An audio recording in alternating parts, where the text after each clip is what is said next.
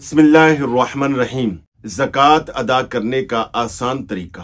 ज़कात की अदायगी के हवाले से 8 अहम मसाइल में आपको इंशाल्लाह अर्ज करूंगा। आज इन 8 मसाइल को जानने के बाद इंशाल्लाह आप जान पाएंगे कि ज़कात देना कितना जरूरी है, ज़कात किस किस चीज पर है, ज़कात देने का तरीका क्या है, किसको हम ज़कात दे सकते हैं, किस रिश्तेदार को ज़कात नहीं दे सकते, गाड़ी है, प्लॉट है, हथियार है, माल मवेशी है, जमीन है, दुकान है, किस किस चीज पर ज़कात है और किस पर नहीं है। सबसे पहला सवाल ये कि ज़कात किन चीजों पर है, तो जवाब यह है कि 4 चीजों पर ज़कात है। नंबर 1 सोना चांदी, नंबर 2 जमीन पर, नंबर 3 माल तजारत और नंबर 4 माल मवेशी यानी जो पालतू जानवर हैं, गाय, ऊंट, भैंस, बकरी, ये जो घरों में हम जानवर रखते हैं। दूसरा सवाल यह है कि ज़कात की कौन कौन सी शराइत है, तो ज़कात की चंद शराइत है। नंबर 1 जिसने ज़कात देनी वो मुसलमान हो, आकिल हो, बालिग हो, आजाद हो,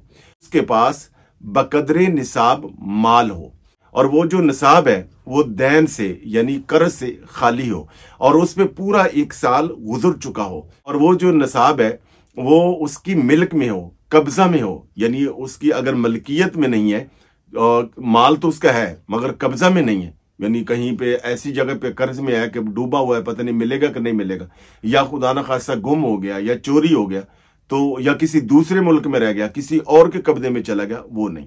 ज़कात देने की नियत करना यानी ये ज़कात की शराइत में से। अब ये जानिए कि साहिब निसाब कौन है। साहिब निसाब वो आदमी है कि जिसके पास 7.5 तोले सोना या 52.5 तोले चांदी या 52.5 तोले चांदी की कीमत के बराबर उसके पास मालो दौलत मौजूद है। यानी या उसके पास सोना इतना होना चाहिए कि 7.5 तोले या चांदी 52.5 तोले या कुल माल मिलाकर, यानी कुछ उसके पास सोना है, कुछ कैश है, पैसे हैं और इस तरह कुछ माल मवेशी है, उस सारे को अगर जमा किया जाए और उनकी कीमत निकाली जाए तो अगर वो 52.5 तोले चांदी की कीमत को पहुंच रहा है तो वो उस आदमी पर ज़कात देना वाजिब है। आजकल चांदी की जो कीमत है वो तकरीबन 3200 कुछ रुपए है। अब 3200 को आप 52.5 के साथ जो वो मल्टीप्लाई करें, ज़रब करें, तो ये तकरीबन 1,70,75,000 रुपया बनता है। यानी जिस आदमी के पास जरूरत असलिया से जायद, अब जरूरत असलिया क्या है, यानी घर जरूरत असलिया है और घर के अंदर घर का फर्नीचर है, अगर कोई आलिम दीन है उसकी किताबें, लाइब्रेरी जो उसकी जरूरत असलिया है, गाड़ी है, हथियार है, तो हर वो चीज जो इज्जत के लिए और जान बचाने के लिए लाजमी है जरूरत असलिया है, यानी वो लिबास है, वो बिस्तर है, वो घर का फर्नीचर है, ये सब चीज। अब इनसे इजाफी अगर उसके पास इतना माल है, यानी जरूरत असलिया के अलावा जायद अगर उसके पास इतना माल है, यानी कुछ चांदी है, कुछ सोना है, कुछ माल मवेशी है, कुल मिलाएं तो उसके पास पूरे साल में 1,70,000 तकरीबन कमोबेश अगर उसके पास ये कैश है और इस पे साल गुजर चुका है तो उस पर 2.5% ज़कात देना जो है वो ये वाजिब है। यानी 1 लाख के पीछे वो 2,500 रुपया ज़कात देगा। अगर किसी के पास दुकान है, प्लाट है, तो क्या उस पर भी, यानी जो माल नामी यानी ऐसा माल कि जिसमें आगे इजाफा होता हो उस पर है, यानी प्लाट अगर तो लेके रखा है तजारत की गरज से तो उस पर जो है वो ज़कात होगी। अगर वो लिया है कि उसका अपना घर बनाऊंगा या बच्चे और बच्ची का घर बनाऊंगा तो फिर उस पर ज़कात नहीं है। इस तरह मकान है, 2 है, 3 है, 4 है और वो किराए पे दिए हैं, दुकान है किराए पे दिए, मकान की कीमत पर जो किराए पे दिया उसकी कीमत पर ज़कात नहीं है, बल्कि उससे जो किराया आ रहा है उस किराए को जमा करें और पूरा साल अगर गुजरने के बाद वो बकदरे निसाब पहुंच जाए तो उस पर भी, यानी जो किराया आ रहा है उस पर, दुकान का जो किराया आ रहा है उस पर जो है वो ज़कात दी जाएगी। अगर किसी आदमी के पास सिर्फ सोना है, अगर किसी आदमी के पास 6.5 तोले सोना है, हालांकि ये 6.5 तोले सोना जो है वो 52.5 तोले चांदी से कहीं ज्यादा है, अगर और उसके पास कुछ नहीं है, ना कैश है, ना माल है और ना ही चांदी है, तो ये बंदा भी साहिब निसाब नहीं है। हाँ, अगर इसके पास 1 तोला भी अगर सोना है और कुछ चांदी भी है, चाहे 1 तोला है, और कुछ कैश भी है, चाहे 5-10 रुपए क्यों नहीं है, तो इस कुल को मिलाएंगे तो ये चांदी की कीमत को पहुंच जाएगा, यानी 52.5 तोले चांदी की कीमत को पहुंच जाएगा। तो अब इस पर जो वो ज़कात हो। अब ये सवाल है कि ज़कात किसको दें।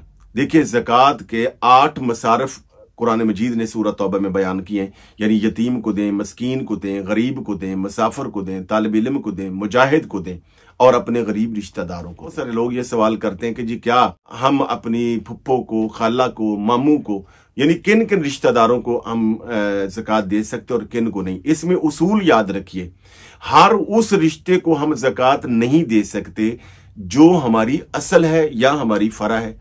यानी असल क्या है, यानी जिनसे हम पैदा हुए, यानी बाप है, दादा है, दादी है, माँ है, दादी है, नानी है, ये।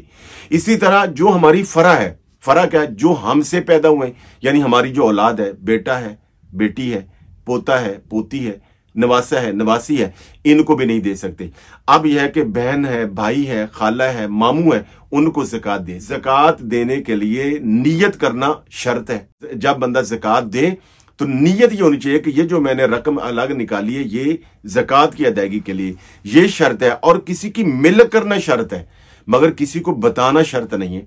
यानी अगर आपका कोई रिश्तेदार ऐसा है कि अगर आप उसको बताएंगे कि ये ज़कात है वो ज़रूरतमंद मगर सफ़ेद पोश है, मगर वो गयूर आदमी है, अगर उसे बताया कि ये ज़कात है तो वो नहीं लेगा, तो आप उसको ये कह सकते हैं जनाब रमज़ान शरीफ आया है, ईद आया, ये पैसे रख लें, ये चलो बच्चे आपके ईद कर लेंगे या अपनी कोई ज़रूरत पूरी कर लेना। नियत कर लें कि ये ज़कात है और उसकी मिल्क कर ली तो ये आपकी ज़कात अदा हो जाएगी।